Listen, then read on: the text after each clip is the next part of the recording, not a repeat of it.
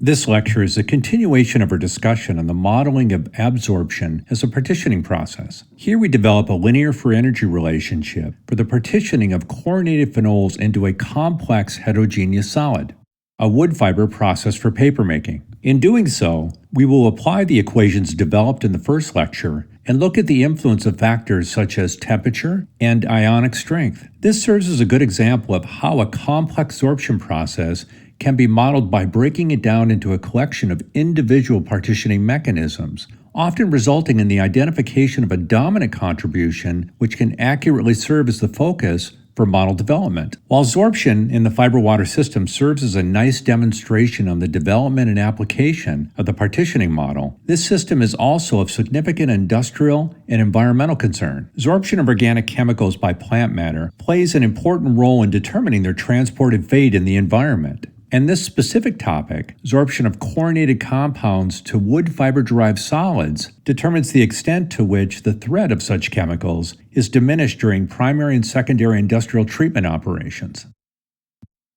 We will be reviewing a study on the sorption of chlorinated phenols from an aqueous solution to softwood fiber process for papermaking. The experiments involve batch sorption studies, as were described previously, in which the chemical is introduced to water over a range of low to moderate concentrations, and the sorption process is allowed to equilibrate. The fiber solids and aqueous phases are then separated.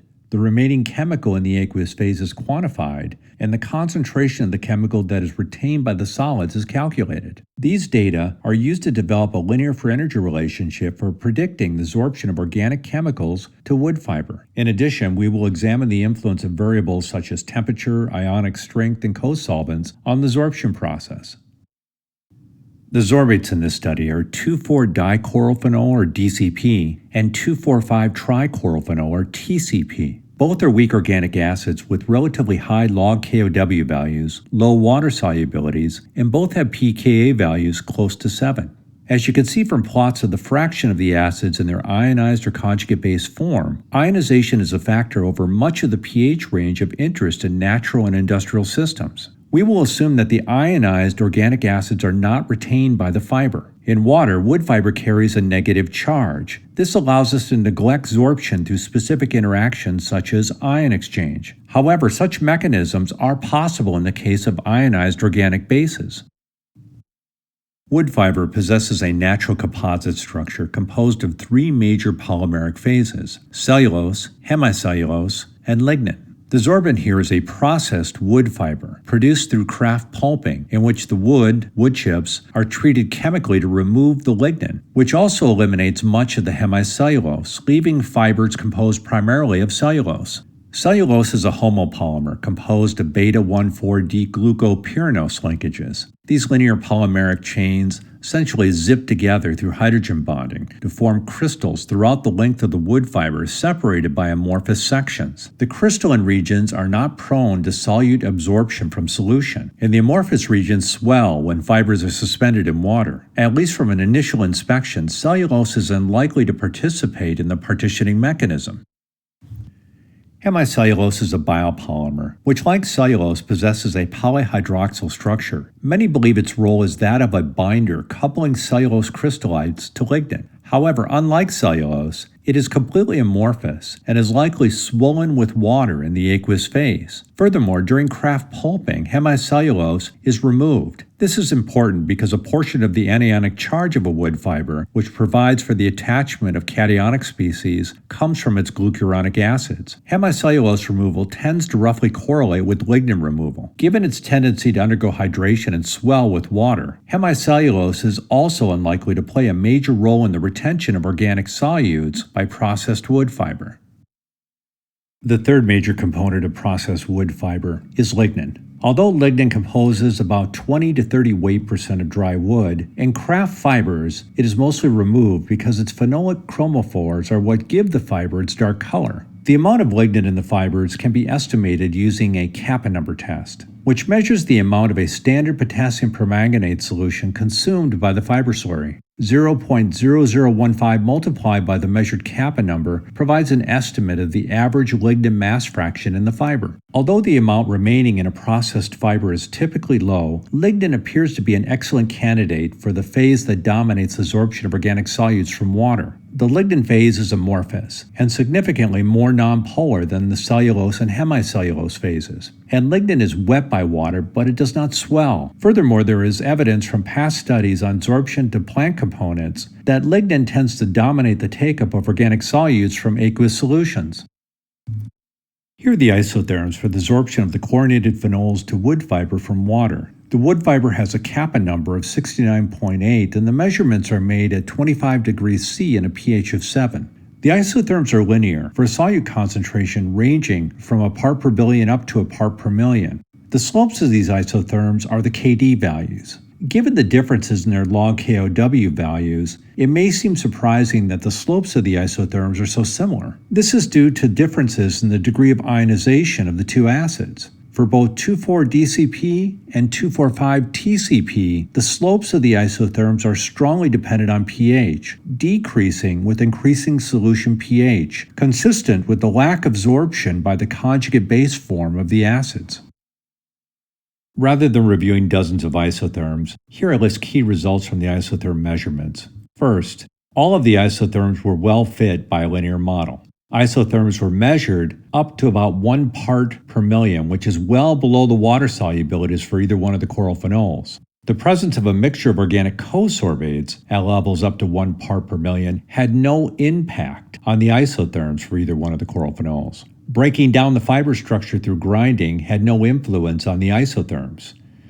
This likely has less to do with the surface area of the phase dominating the absorption and more to do with the lack of influence from the surrounding fiber structure. That is, for absorption, a fiber fragment behaves the same as a long fiber. The results indicate that the partitioning model is likely applicable. This is an equation introduced in the previous lecture. It's in terms of the fraction of the chemical in its acid form and the solid water partition coefficients for the three major phases of the fiber solids, the cellulose, hemicellulose, and lignin. And each one of these partition coefficients is multiplied by the mass fraction of each one of these phases present in the processed wood fibers. The slopes of the isotherms are the KD values. On the left, KD values are plotted against pH for isotherm measurements made with kappa number 69.8 fiber at 25 degrees C. The curves for both 2,4-DCP and 2,4,5-TCP have the expected sigmoidal shape. Furthermore, KD values are approximately half their maximum where the pH is equal to the pKa values for the chlorophenols. 6.92 for 2,4,5-TCP and 7.87 for 2,4-DCP. These results are consistent with the equation, which assumes little or no participation in the absorption process by the conjugate base form of the organic acids. On the right, KD values are plotted versus kappa number for the absorption of 2,4,5-TCP to fiber for pH 6 and 8 at 25 degrees C. Remember that kappa number is directly related to the mass fraction of the lignin in the fiber. The relationships are linear, and absorption is negligible for fiber solids containing no lignin. The results show that the cellulose water and hemicellulose water partition coefficients are small and can be neglected relative to the lignin water partition coefficient, even for low lignin content fiber. This significantly reduces our equation for predicting the absorption of the aqueous chlorophenols to the processed wood fibers. In general, the resulting equation requires the fraction of the sorbate in its neutral form, which can be calculated from pKa values, the mass fraction of the lignin in the fiber solids, obtained through kappa number measurements, and the sorbate's lignin water partition coefficient. This last parameter must either be measured or predicted. This is where we can apply a linear free energy relationship. We only have data for 2 chlorophenols, but a search of the literature turns up a study on the absorption of aqueous trichloroethylene and toluene to lignin, isolated from wood fiber. Even though we have combined species from different chemical families, it can be seen that the plot of the logarithm of the lignin water partition coefficients versus their log KOW values produces a straight line. The equation for this line is our linear free energy relationship. So with the log KOW values for an organic compound, we can predict the lignin-water partition coefficient. For neutral organics or organic acids and bases in a pH region where they're not ionized, KD values are equal to the mass fraction of lignin in the fiber solids multiplied by this value.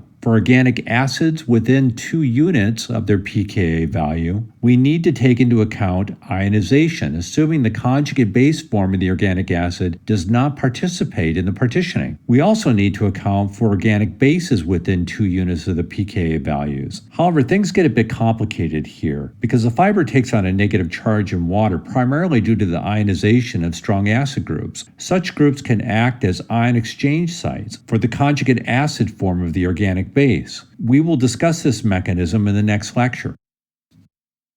Let's apply these equations in a couple of examples. The first asks us to determine the fraction of 4-ethylphenol, or EP, that leaves with fiber solids containing 15 weight percent lignin and how much remains behind in the aqueous phase, given that the solids concentration is 10 grams per liter. This calculation involves more than simply finding a KD value. First, let's determine what we need for this calculation. Starting with the definition for the fraction of the chemical that leaves with the solid phase, we could develop an expression involving KD in the solids concentration.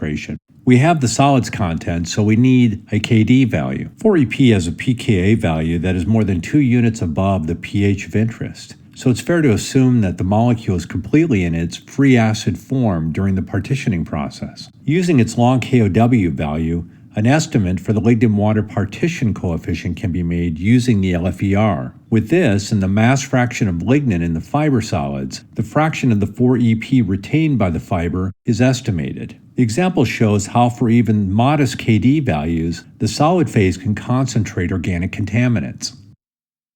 Here we repeat the calculation for a different organic solute, vanillin. This is an acid with a pKa value within 2 units of the solution pH. At pH 7, it is calculated that about 72% of the vanillin is in its acid form. The only thing that changes in the calculation is the estimated KD value. Otherwise, the calculation is carried out in the same way as the previous example. To assess the dependency of partitioning on temperature, we again apply the Van Hoff equation, which relates the equilibrium constant for a chemical reaction to absolute temperature through the associated enthalpy change. The reaction or process of interest to us is the distribution of an organic molecule between an aqueous solution and a solid phase. And the enthalpy change is the enthalpy absorption, which in this case is approximately equal to the negative of the excess enthalpy in water for the organic solute. Integration of this expression provides a model equation for the temperature dependency of the solid water partition coefficient for an organic solute. This equation predicts that the plot of the logarithm of the solute's solid water partition coefficient versus the inverse of absolute temperature should produce a straight line from which the excess enthalpy in water can be extracted. In the case of smaller organics, this value is often negative, and the slope of the line is negative, in which case sorption increases with temperature. More commonly, this value is positive, associated with a decrease in the partition coefficient with increasing temperature. However, in general, it is observed that the temperature dependency of solid water partition coefficients tends to be weak. To develop an expression for the temperature dependency of KD for the sorption of organic solutes into processed wood fiber from an aqueous solution, we first isolate the lignin-water partition coefficient. This provides a relationship between KD and temperature in terms of the excess enthalpy of solutes in water. The plot shows the logarithm of KD as a function of 1 over absolute temperature for the sorption of both 2,4-DCP and 2,4,5-TCP to Kappa number 69.8 fiber at a pH of 4. Working at a low pH avoids having to deal with the temperature dependency of the pKa values for the chlorophenols. Both organic acids are in their free acid form over the entire temperature range. The slopes of the lines are positive, which indicates that the partitioning of chlorophenols into the fiber decreases with increasing temperature. It also means that their excess enthalpies in water are positive. As would be expected, the value for the TCP is greater than that for the DCP. Let's review a KD temperature dependency problem. Here, we are asked to estimate the KD for the sorption of 1 dodecanol or lauryl alcohol from water to a kappa number 105 fiber at 50 degrees C, given the alcohol's excess enthalpy in water and log KOW values measured at 25 degrees C. We begin by integrating the Van Hoff equation for the lignin water partition coefficient between 25 and 50 degrees C. This provides a relationship between the partition coefficients at the two temperatures. Next, we find the lignin water partition coefficient at 25 degrees C using the provided log KOW value and our linear for energy relationship. From here, we can calculate the value at 50 degrees C with the developed relationship. Multiplying this partition coefficient by the mass fraction of lignin provides the high temperature KD value. Previously, we introduced the Sectional Equation to model the influence of dissolved ions on the water solubility of organic neutrals, and briefly discuss the mechanism involved. In more general terms, the equation quantifies the impact of ionic strength on the excess free energy of organic solutes in water. Given our previous discussion, it should not be too great of a leap to accept this form of the equation in terms of the solid water partition coefficients, with the variables defined as follows. As before, the impact from a mixture of salts is additive, with the ions typically found in natural and industrial process waters increasing the excess free energy of solutes. This decreases their water solubility, but it increases their tendency to partition out of aqueous solutions into solids. There are also a few salts that have the opposite impact. Applying the Sectional equation for the sorption of organic acids to processed wood fiber, a couple of forms of the expression can be developed. The figure shown on top here plots KD for the sorption of 2,4,5-trichlorophenol, or TCP, to kappa number 69.8 processed wood fiber against a fraction of the chemical in its acid form, alpha A. The sorption occurs from aqueous solutions generated with distilled water and adjusted for pH. Data were collected both for solutions containing a negligible salt concentration and solutions containing 1 molar potassium chloride. As predicted by the model, both plots are linear, with the line for the sorption from the water containing the potassium chloride having a greater slope. From the ratios of the slopes of these lines, we can estimate the value for the Sectional constant, which appears to be consistent with that for similar-sized organic molecules. The figure on the bottom shows KD values for the sorption from the two solutions plotted against pH, which results in the sigmoidal curves predicted by the model, with the sorption in the presence of the 1 molar potassium chloride being significantly greater at low pH, and the two curves converging as the pH is increased. Let's apply the Sectional equation in a couple of examples. The first asks us to estimate the change in the KD value for the sorption of naphthalene to processed wood fiber containing 15 weight % lignin when carried out in seawater versus fresh water. For this, we can use the form of the Sectional equation that we just discussed. One recipe for artificial seawater is that of a 0.5 molar salt solution with the composition shown here in the table. A composite Sectional constant can be calculated from the recipe. With the lignin mass fraction, linear for energy relationship, and log KOW value, we can estimate the KD value in fresh water. Then, with the concentration and the constant we calculated, we can estimate the KD value in seawater, which is more than 30% greater than the value found in fresh water. This next example asks us to use the provided seawater recipe to estimate the Sectional constant in terms of ionic strength. Here's the composite Sectional constant calculated for the last example.